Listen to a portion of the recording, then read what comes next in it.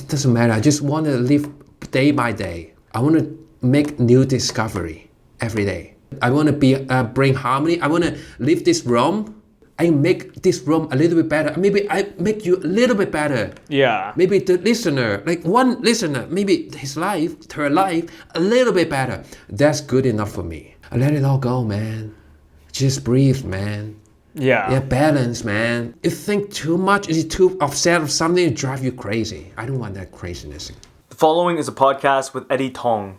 He's a Hong Kong comedian based here in Toronto, and in the podcast we talk about how to achieve a peaceful state of mind through facing your fears, rewarding ourselves, and practicing Zen. I hope you enjoy the podcast. What up, fools? This is the Joe Pedrosa podcast, episode number 34. Today I'm here with Eddie Tung. Yeah. Is that correct? Tung? Tung, actually. Tung. It's like in Chinese, it means children. Oh, yeah? Yeah. Okay. Is there any backstory with that? With your not just the origin? surname, the surname, the character. It means children. Yeah. It's a very, and I look young, but actually I'm very old. Yeah, he wouldn't tell. He's another student in the program. The very first day we met him, he wouldn't tell his age.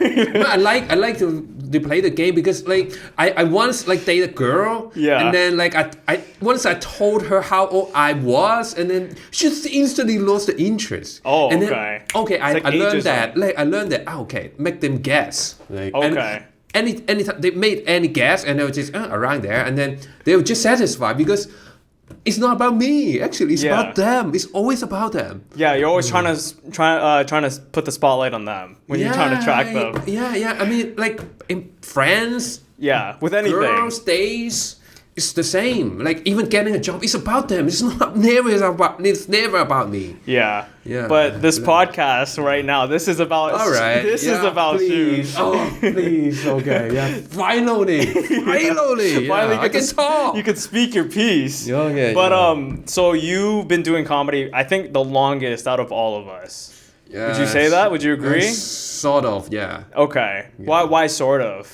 I mean, because I use a second language. It's I do it from a different point of view now. Yeah. It's like using a weak hand. Everything I did is by my stronger hands, more.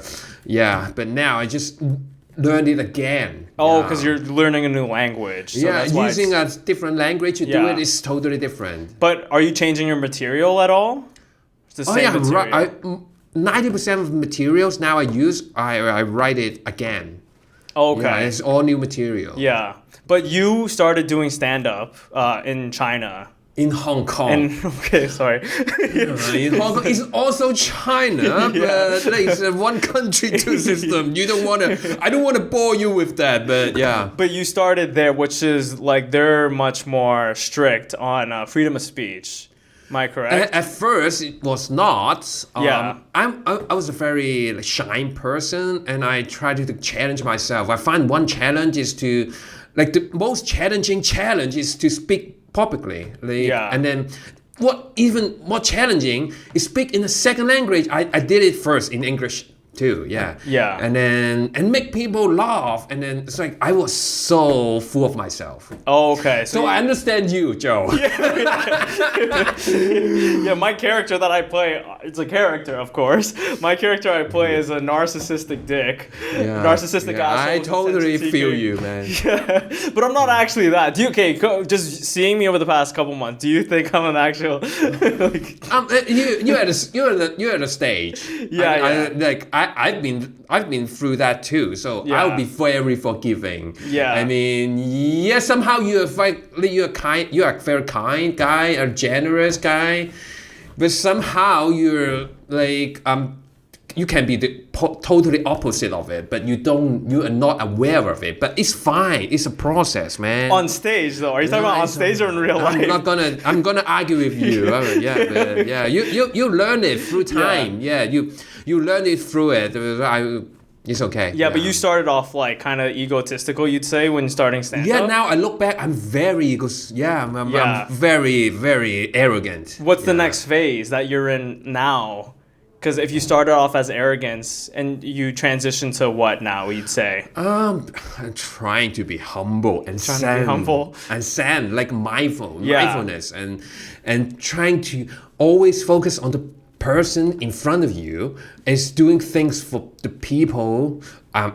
Looks like I'm doing a propaganda thing, but it's really for the people, for the community. Yeah. But you believe in there's good. You believe in the good in life, because I feel like a lot of comics, what their goal is like they want to see the world as hope.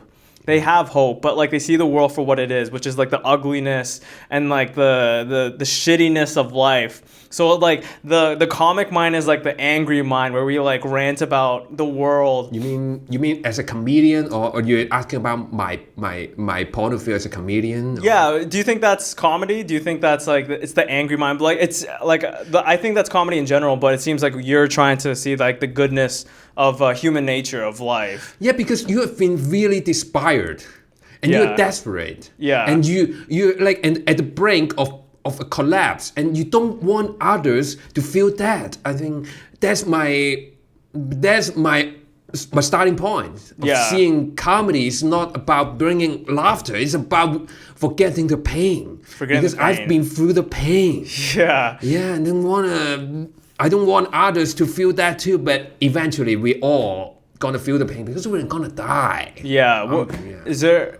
We're gonna die. Charles Bukowski on his tombstone, it says "Don't try." Yeah, I'm a big fan. Yeah, I'm a big fan. I really love his stuff. And okay, my goal avatar, like I play Go, like like a chess. Oh, you play chess? Even more difficult kind of chess, like AlphaGo, that kind of Go, and then AlphaGo, not Pokemon Go. Oh, okay. AlphaGo, you know, it's a board game. It's like only black and white. And it's like a traditional ancient game, and my avatar is used by this name, Bukowski. Yeah. What are your thoughts on that? Don't try tombstone, like the whole philosophy. Yeah, never use the word try. You give. I always tell myself I have to give, not do. Do is still like too weak. You have to give. You have to give people the attention. You're gonna give up like help people out. Like eventually they may help you. You never know. Yeah. And be generous. Don't just try. Yeah. Like you wake up, you give back. Yeah. I think that's my mentality. Yeah. I don't know if you can feel it. Yeah, I could feel it for sure. Like you're trying to be the best version of yourself because you see the world as kind of like you used to see the world kind of like cynical, and you're trying to make things better. Yeah. Okay, I'll give a little bit of background. Okay, my father's passed away, but like when I was young, I was like I beat up like every week, and then like I'm a very like sensitive. Like when I growed up and I look young. Yeah. And just imagine, like when I was young, like you, I was like a baby, and then I was like very like insecure and very sensitive because I'm a writer. And it's tough because in the teenage mindset, you're gonna admire those, football like athlete type, and I was never like that. My head is so big, and I was so short, and then I run slow. And then I was like, no one was gonna listen to you read your poetry, man. Yeah. So you were right? Yeah, no, I agree. Like, what's good does it do? Like, if you like finish the reading of Charles Bukowski, nobody cared. Yeah. But you started off as writing before comedy. Like you used to write poems. I was a copywriter at agency. I wrote for like promoting movies. I wrote the slogans. That's why I can easily rhyme. Like I can always rhyme. I can write slogan. I can sell things. And, it's kind of paid rent. And through the process, I learned how to write. Like more like the sentence structure, you need to like strong. You're gonna have like passion, and then I have a lot of spare time to read while at the office because it doesn't just a slogan, just 3 words, and then like 8 hours. I sat there, I finished the wordings in 15 minutes, and then I have 7 hours and read. Oh, yeah. Like secretly, like don't let the boss see me, but I Yeah. read a lot. You Yeah. can feel that, right? Yeah, you're very I think you're a very knowledgeable person. Thank you. Yeah. Like a lot of comics are are just doing dumb comedy, and like I'm trying to become more philosophical with the work that I do. Like, dig deeper. Always dig deeper. Like Yeah, I think the best comedy comes from vulnerability. Like it's sharing like a part of you that you're like I don't really want to like share this, but like I feel like it has like a more the more vulnerable you are, the more people you connect with, because they're like, that's like me too. Like I feel the exact same thing.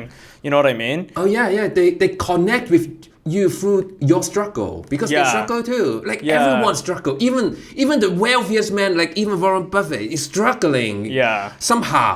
Like even though like the stars, like maybe Leonardo DiCaprio wake up, he feel lost. He gonna take pills, like the intelligent pills, right? Smart pills, right? Oh, they take smart pills? He think he's dumb. Yeah. Like everybody has their own problem. It's only through the struggles they can recognize themselves in you. It's always about them, not you. I'm sorry though. Yeah. No, I completely understand, and I feel like the struggle is negative experience, the negative people you meet in your life. It teaches you like these universal truths about the world, about yourself, and then you become better because of that. You know what I mean? Like most of like the things that I've learned, like my happiness comes from like me realizing, oh, okay, I was a shitty person in the past because I did X, Y, and Z. This is why like this happened, and now I'm not like, but now I can learn from it. You know what I mean? Yeah. It's like we like to be human is to be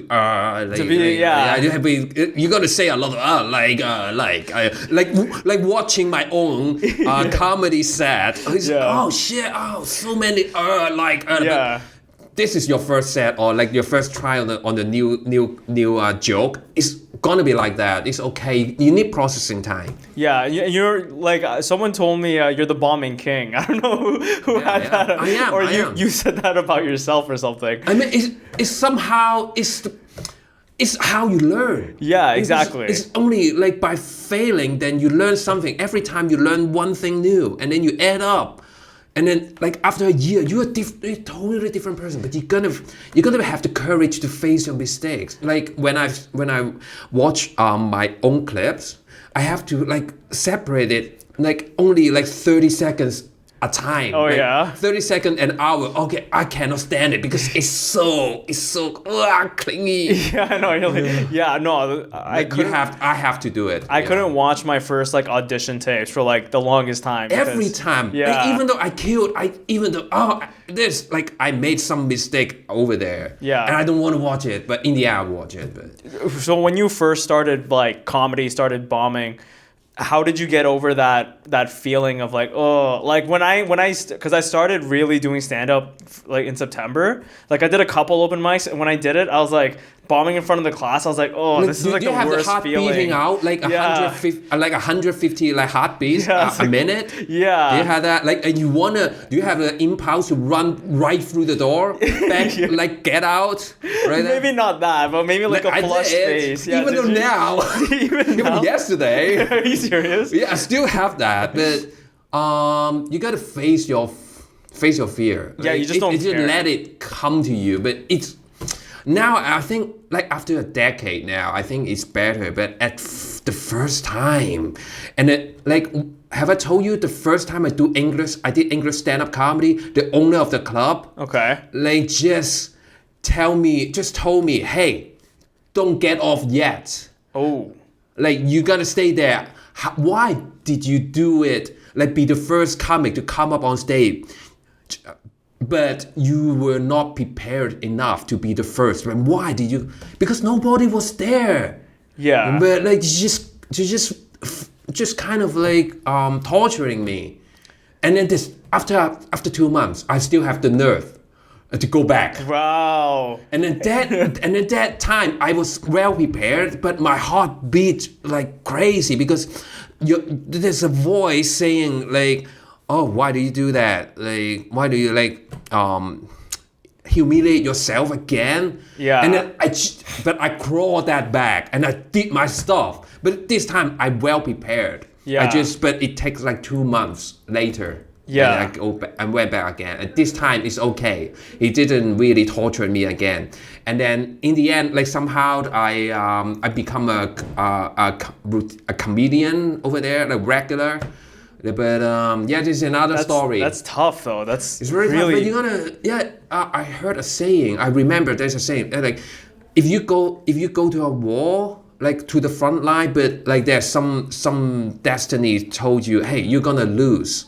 So you're gonna lose for sure, but do you still go to the front line to fight, to face your destiny? You gotta face it, even though your destiny like it. It's like somehow like that. I don't know how to phrase it. Yeah. But exact quote, I don't know, but somehow it's like that. You're licked, so what? Yeah. That's it. That's life. Yeah. Do you think in your head before you do something, I'm gonna fail, like what you were saying, or like I'm gonna kill it? Like, do you talk to yourself before you? I don't want to kill it. Now you don't? Especially I don't, because I want to like connect with the audience. Yeah. I want to have the Zen approach. Now after a decade, and I learned other arts like martial art, because it's like more like a life and death experience, because it's always fighting. You're gonna get hit. Yeah. And then you want to calm down. You want to really calm down. You're gonna lower your heartbeat. Now I think at first my heartbeat was like 180.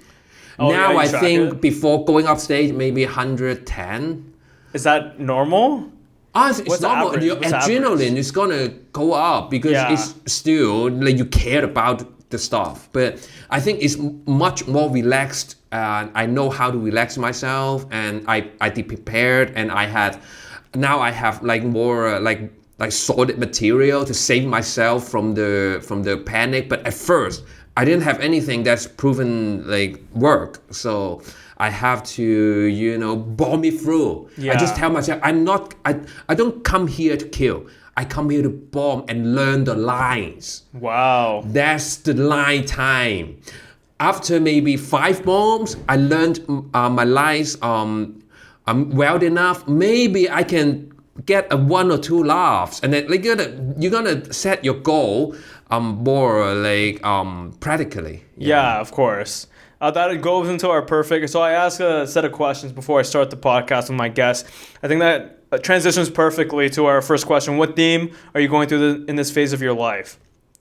Getting the best out of circumstances, to be present, stay poised in every situation, practice Zen every day. Let's talk about Presentism a little bit. I think a lot of people, including myself, constantly, I think about the future a lot. I think about when I graduate from this program, am I fucked? I think a lot of teachers are like, like Hallworth is like, you're fucked. Paul Bellini's like, no money in comedy. This is AI. The future is gonna be dominated by AI. We are all fucked. You think so? Of course. I mean, there will only be like 2 kind of people left. I'm telling you, like one that's mastered the AI really well. Okay. And one is gonna be slaved by it. And don't be slaved by it. There's nothing else, like no other person. No. The technology is gonna like keep advancing, and there's no way back. Nobody is gonna ride a horse again. Come on. You don't think there's gonna be a point where AI has taken over the jobs that are like kind of useless? Not useless, but like autonomous, like a cashier or like a food worker, and then it's just us trying to be creative and like entertain each other. You don't think there will be a future like that? Yeah, there will be. Like how to put it? Okay, the entry level job is gonna be much less. We all gonna be master. We all gonna be like to compete with each other, and we're gonna have the technology advantage. Okay. And the skill set, because even more competitive than now. And now I think it's competitive enough, because like we were in the social media class, like we heard like the instructors told us like how much content you need to create every day. There's no one that's like have a regular life can create that much content. Come on, let's be like practical. And who can do this? AI. Like AI, or like who can master AI, have the money or resource that can like ask somebody to help them. Okay, so I think, hey, what are your thoughts on this? How about creativity and AI? Like, do you think it could replace the human spirit with being funny, with dramatic acting? Like, that was the whole reason SAG-AFTRA went on strike last year, because the dangers of AI. And like, we need to, because they were taking like BG from the States. If you work on set one day, they can scan your face and then they just like put you in everything and like not pay you. But how do you, like the Beatles videos? Even John Lennon's dead, and then you can just bring back again, or George Harrison, and it's only getting better. Do you think it could replace the human spirit though? Like the creativity, like what it means to be human. That's a robot. It's gonna be a merging, like a long time of merging, and we're gonna help out each other. It's like. Now we have the computer to handle all those like bookkeeping stuff. You don't need a typewriter anymore, like something like that. And we're gonna find a way. It's always gonna be helping out each other. We're gonna advance each other, but like the competitiveness is gonna be much harder, and we're gonna be smarter. More intelligent to handle the situation. You're gonna have more money to hire somebody to help you. So is that when you try and be present, but you think about the future? That's what you think about the AI? No, I mean, like you think enough about the future, and then you can be present. I'm not saying that you don't need to think. Be present means you think a lot when you are thinking, but when it is time to stop thinking, you stop. When it's time to fight, you stop thinking. Nobody go and see you think as on stage. Nobody see you rehearse on stage. And nobody pay to see your like a half product. They want to see you fully connected with the audience. But before, you need to think a lot. The kind of like. It is so. I said this is a counterintuitive. The truth is something that you cannot see. Why there's like those master like maybe in soccer or like an athlete, you can see them like they're so great because they practice a lot. That face you didn't see. You only see them like updating the Instagram like we only have like pizza. We drink this kind of product. We eat this kind of product. This is just somebody helping them to like, give them like an image. It's fake. The real image, the real self of them is like they're practicing. They're hiding somewhere practicing. Of course. You're gonna imagine that too. Like think a lot until you don't need to think. And when you don't need to think, it sounds like you're talking to me about flow state. Like when you're in flow, you're on stage or you're playing soccer, where kind of the skill set and the challenge is like equal amount. So then you're not thinking, you're just fully engaged in the activity. That's what it sounds like you're telling me. Exactly. And when you master that, then you can have the spare attention to really discover. Like this room, like there's always something that we didn't really pay attention to. Before, there's like some dot on the wall. There's 2 pins on this wall. Like there's like two four. There's 3/3 on the table, and then you didn't notice before, but now after you are relaxed, you can notice them. You can use them, and I think that's my goal. That's my ideal state. To be present. Always discover something new. So you can discover something new. How do you? What got you into Zen?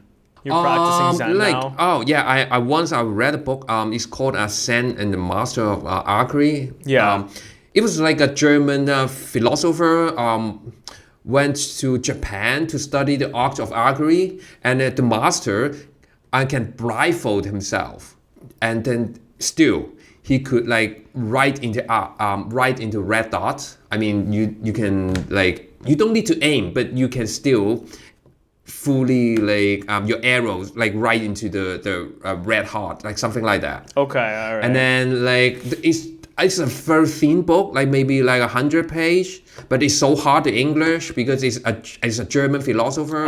Back translated into English, but it's a very famous kind of like well-known book about Zen, and it is about like how you be like purposeless. Purposeless. Purposeless, because you're gonna your habit is gonna go like you learn it like you practice it very well, and then you can blindfold yourself and you can still hit the target. At first, the German philosopher couldn't like fulfill what the master taught him, and then he cheated. Okay. And then the master knew, and he was so angry, and he tried to, get him away. And then the German student, and then asked the master, just because he didn't believe enough, he asked the master to try one time in front of him to blindfold himself and hit the target. After he witnessed that, he fully believed it, and he spent like 6 years, and he practiced every day. Finally, he could do that too, and he got approved by his masters. Yeah. And I used that mindset to practice my martial art. I practice Wing Chun for like 10 years now, and then I can feel my master also taught me the same thing. Interesting. Yeah. So what if you were to break it down into steps? What would it look like? What would Zen look like? Because I feel like when I hear the word Zen, I always think of like this kind of like I don't want to say kind of like hippie movement. Like I'm not really educated on that subject. At third, it's like breathing. You're gonna breathe well. Yeah. You're gonna fully breathe in. You're gonna have a lot of air inside your body. Most of the people I observe only have a very shallow kind of breathing. Yeah, you can see them like when they breathe in, it's only the chest like puff out, but it is normal because like in the modern times now our parents try to suppress us not to cry out too loud when we were like a baby. Okay. When we were a baby, we cry so loud, we cried for help, and then there's like you breathed like very naturally, but throughout the childhood, your parents try to stop you from yelling, and then because of the modern culture, you wanna try not to stuck out your belly. Yeah. It's kind of embarrassing. Like people will fat shame you, and everything adds up, and you can see like everyone around you they breathe really shallow. Okay. And then this is the first step. I took 3 years to learn how to breathe. Really? Yeah. I practice every day. So can you give me an example right now? Oh, okay. Your chest is still puffing out. But actually, you cannot force it. But you got to use a little of imagination. I could just think of a really kind of emergency. Like trying to hit by you're almost going to hit by a car. Something like that. Okay. Something like that. You're going to really want to think about it. You're gonna really imagine it. Don't play. Like, I can see you just play acting. I'm trying You're gonna really imagine. You're gonna take time. Okay. And then it doesn't happen. That is your real breathing. You really breathe in. How can you tell that I'm acting to try? Of course I can tell. How can you tell? I practice. Yeah, I practice. Because you didn't use the time. Because you're a human being. You always have a processing time. Okay. Yeah, you didn't have, if you don't like process inside your brain and really imagine it, and then it's just play acting. It's not good acting. It's like porn kind of acting. Yeah, it's a porn acting. You can tell. You can always tell. Yeah, it's terrible there. Yeah. I wanted to talk a little bit, before we move on, I want to talk a little bit about hypnotism. You said you're a hypnotist. Yeah. What got you into that, like, firstly? Like, why?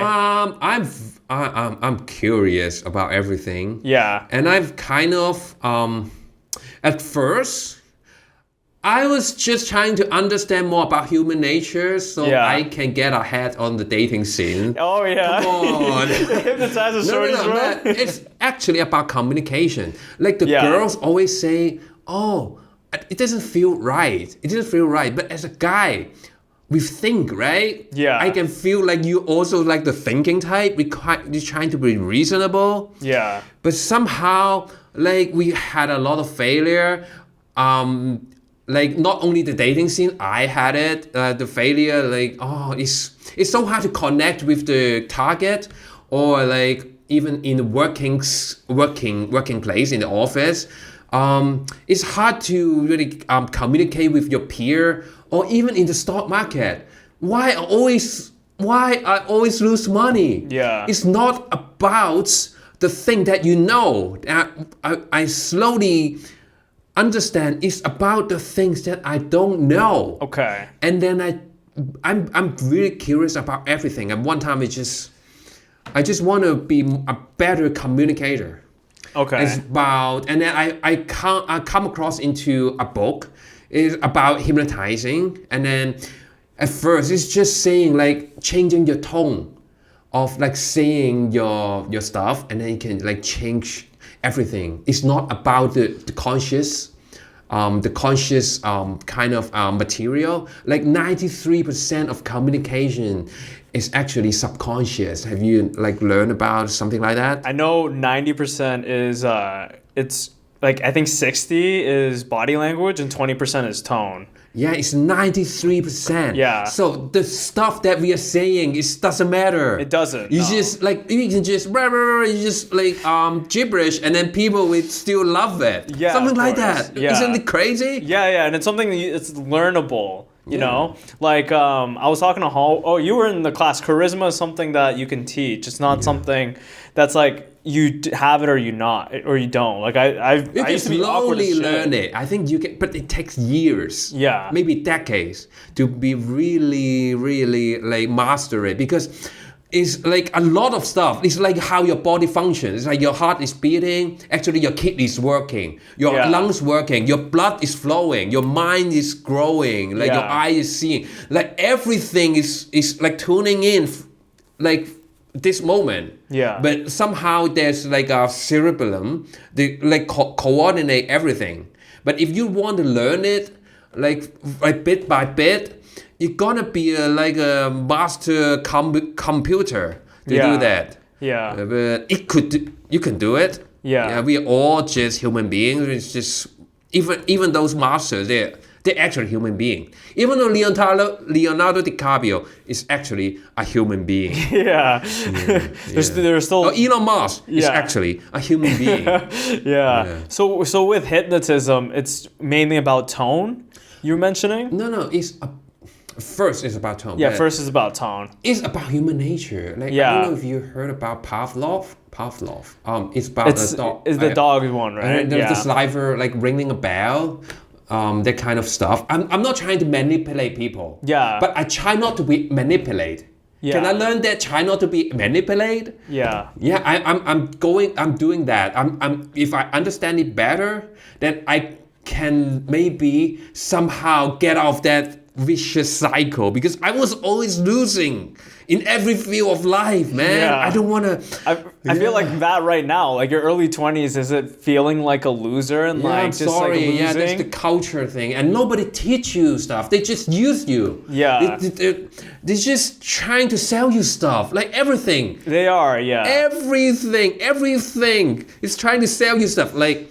The Super Bowl ads, like the podcast that you listen, the Instagram that you scroll, the heroes that we admire, they sell the stuff. Like nothing is sacred, man.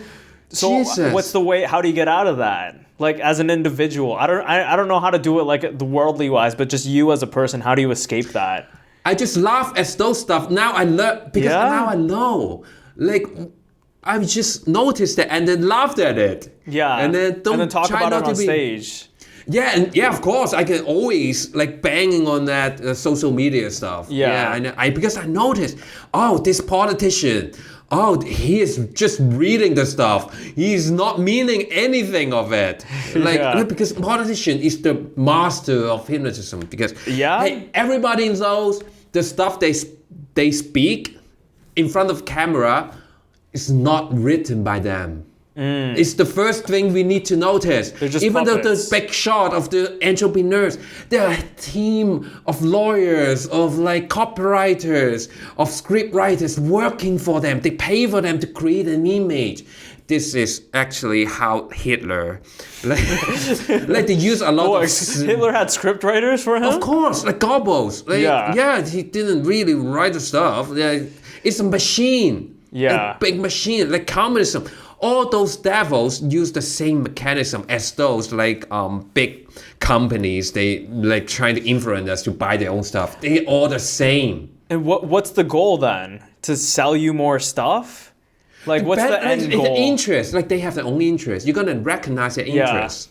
They want us our money. They want our lives. They want us to be obedient. They don't want any trouble. They want to drive their car with no one blocking them. But you don't want to cause trouble to you. Everyone trying to cooperate with each other. I think that's how the community is working. It's like everything get benefit from it, and then like we can like sell or buy stuff, and then working smoothly. Yeah. And they buy. They can earn their money by advancing technologies, and we can benefit from the technologies. Like I don't want to make an example, but like Uber, like you can. Hey, this is a social safety net. Like if you lose your job, somehow you can still drive Uber. Yeah. And it's kind of beneficial to everyone because it lowers the cost of like going somewhere else.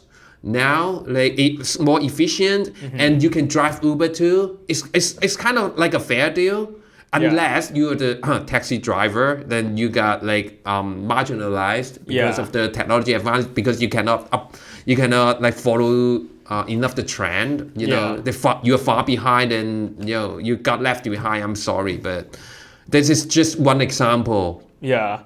Through hypnotism, what do you think would be the best and the worst thing you realize about human nature? Oh, we are very manipulative. Yeah? Yeah, we are very selfish. I try not to be selfish, but still I'm very selfish. I am selfish as everybody else. I wanna enjoy good stuff. Yeah. I wanna have the advanced technology. I wanna have a phone that can buy stuff. I wanna pay for my credit card bills. I don't have money. Yeah. I want to sell you shit too. If there's somebody, even though like I talk all about that, if somebody sponsor my podcast, I will still do it. Yeah, come on. Yeah, of course. Who say no to money? Yeah, of course. I don't think wanting money is that selfish though. It's not, or is it? It's not that selfish. I don't think so. It's a currency. Yeah, it's just a currency. It's just an exchange of value. It's actually a coupon signed by somebody. Yeah. Yeah, yeah, exactly. Okay, what do you think is the best thing you realize about human nature through hypnotism? Humans are still shit. There's no good things about them. No. There's nothing. If we, I kind of like I remember Carl Jung once said like if you have like somehow I rephrase it because I can't remember the exact quote, but somehow if you have noticed the shadow of your human nature, you shine light on it, you're aware of it, maybe you try not to be like that. Okay. And you help each other to shine light into their shadow. Something like that. We help out each other by shining the light into their shadows, not trying to delete them or cancel them. Yeah. You let them know that they have shadows too. And then we can maybe more sympathetic about each other, not trying to be more smart than each other or like trying to manipulate each other. You kind of like help out each other because it's shit.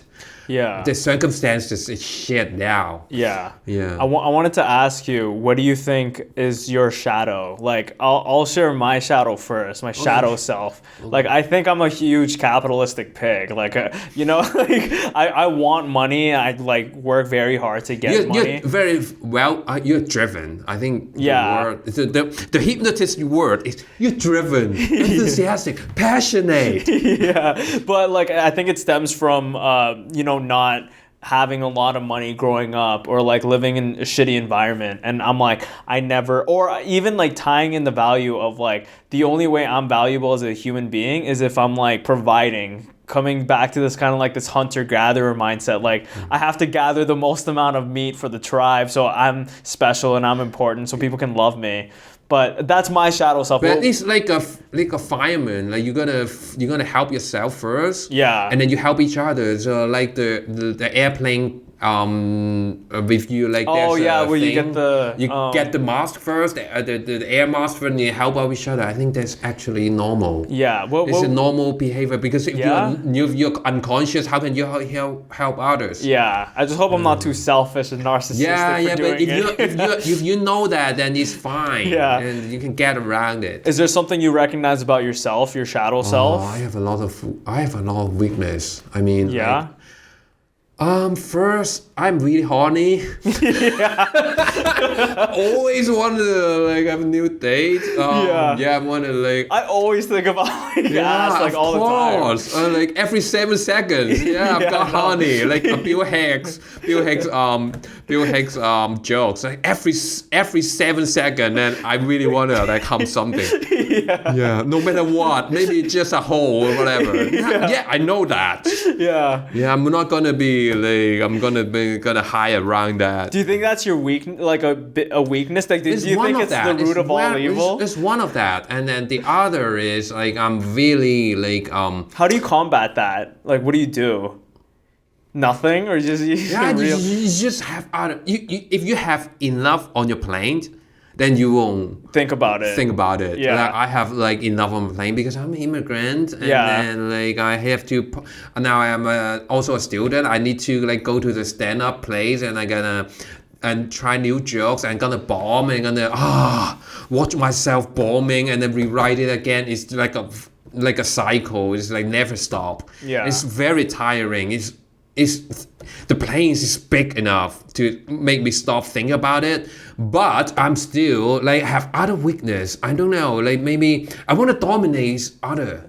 Somehow I have that instinct because I manipulate. I'm still very manipulative because I know how to. Yeah. I know how to like lure them. You know, I don't just give them enough benefits. I let them know I'm helping them, and they don't know my way, and I get my own stuff. You know, like something like that. Yeah. I just play the roles that they want me to play, and then like sometimes I'm not honest enough. Yeah.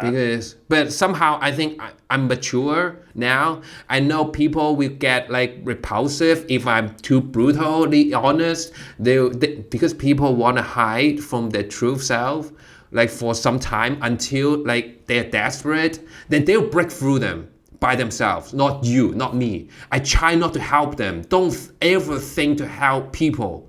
Yeah. Yeah, I always had that, and then it would only make things worse. So they have to realize it themselves. They always have to realize themselves. What was the breakthrough moment for yourself? I'm really desperate. I collapsed, like I cried, I really cried. Yeah. Like cried for like at midnight, and I have to like do something about something about my life.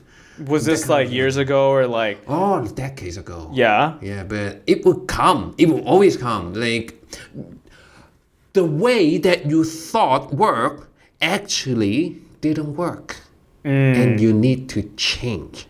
And then finally you realize you waste all those years. Yeah, but then you change, and then like you gotta look forward, you know. Yeah, and then you really need to get in pain until you finally like can turn around. There's no shortcut. I'm sorry. The pain and suffering is important because it builds your character.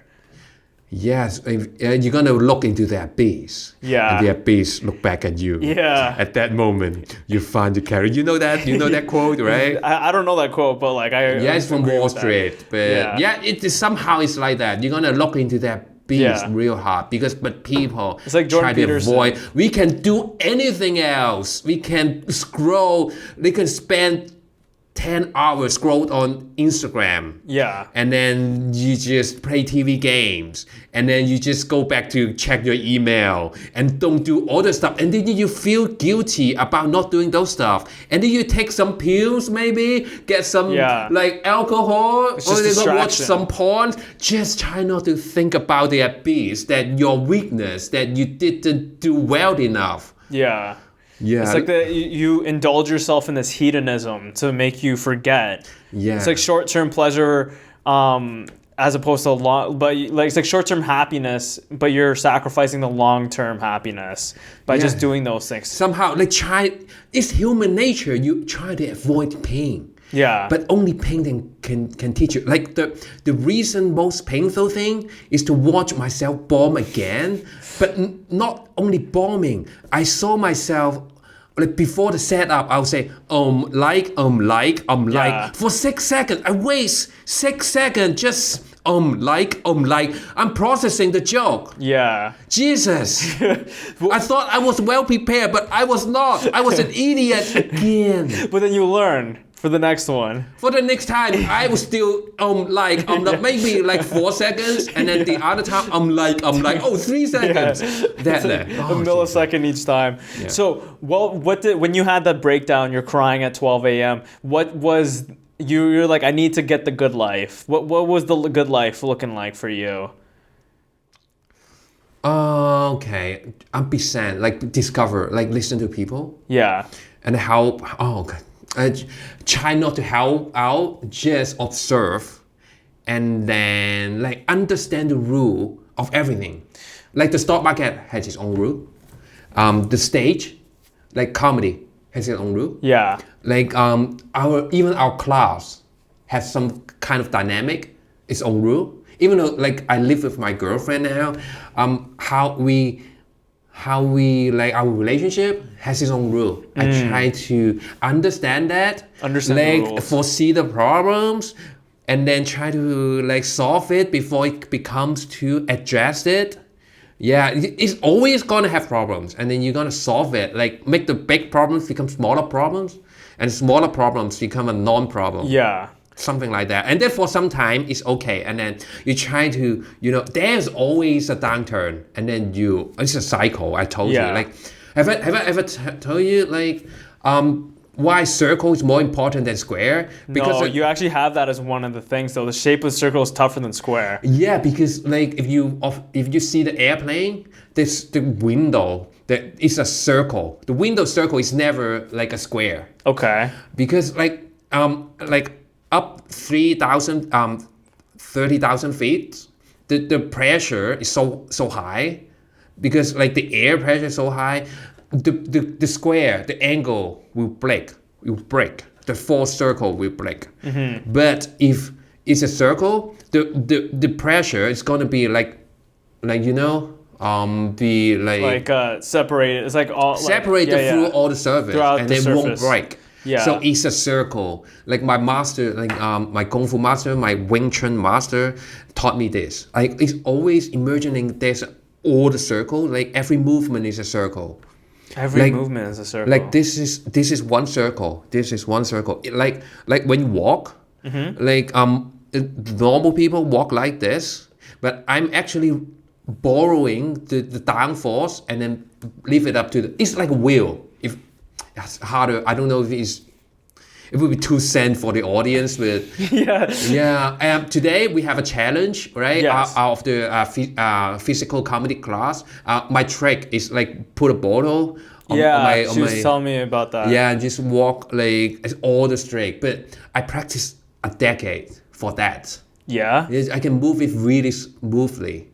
Yeah, but like I think a lot when I'm walking. I'm meditating when I'm walking. That's why you saw me when you're driving. Actually, I walk every day from school, from the college, from the class, and then I'm practicing meditation. Yeah. Yeah. With the circle. With the circle, like every step is a circle. Like if you want, I can teach you. Yeah, I would like to know more about it because it's kind of like a difficult. Like I'm very like rooted in reality. Like I can't really think that. Like I could think philosophically, but like to the point where like these metaphors of the circles and squares. Is it specifically just for walking, or do you mean like in life? Everything. You mean everything? Everything is a fight. That I don't understand. Everything is a fight.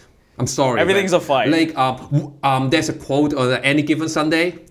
Life is a game of inches, you know. Okay. One step too slow, too fast, you don't quite catch it. 1 second too slow, too fast, you don't quite make it. Yeah. It's everywhere around us. Yeah. Do you think if life was a game, what games would it consist of? Like what I think the games are. 1 is happiness, 2nd is health, 3 is freedom or wealth. I think those are the same thing. And then 4th is love. Like in that order, I think that's the most important things. And like I broke it down into systems as well, but how I can be the most healthy. It's very Joe. Yeah, is it? Systematic. Even like the love, like how to pick up girls. Yeah, you know, it's a lot like of question, a lot of checklists. You know, check. Yeah, like whenever I'm talking to a girl, I'm like going down the list, I'm like, okay, all right, charismatic, good smile, physical touch. You know what I mean? It's a very Western style. It's an investment style? It's a Western style. Oh, Western style. Yeah. What's the style? I think the most important thing is learn how to balance. It's a balance.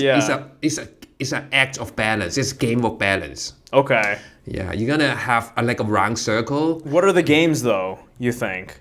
Would you say I'm correct? Health, wealth, relationships, and... It's always health, relationship, and wealth, health, relationship. No happiness? You don't have happiness? If you are balanced, you're happy. Yeah. But we are never happy. What do you think we're happiness greedy. is? It's human nature. We want more. Yeah. I make the stocks rise 20%. The other day, I'm still not happy because this day I don't have 20%, only 5%. It's normal. But once you notice that, recognize you are just greedy, and just breathe it out. Like Crystal taught us, like the physical comedy class instructor, you breathe, you connect with the moment. You know, it's just some digits. And it's just something.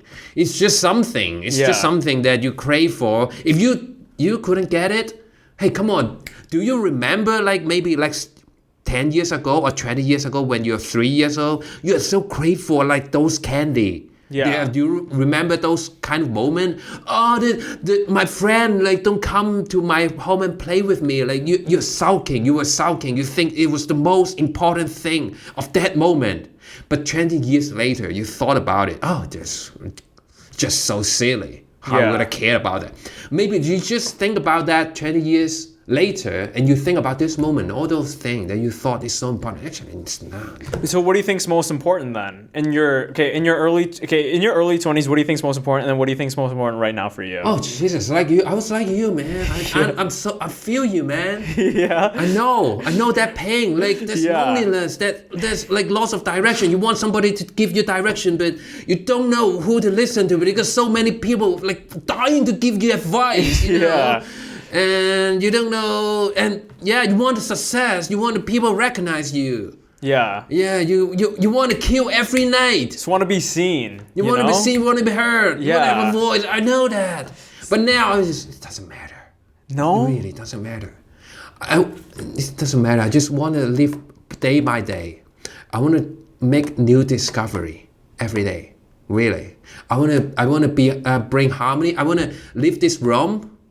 Before I get into this room with you, when I leave, I make this room a little bit better. Maybe I make you a little bit better. Yeah. Maybe the listener, one listener, maybe her life, a little bit better. That's good enough for me. I'm good. I don't need another follower. I don't need to be famous.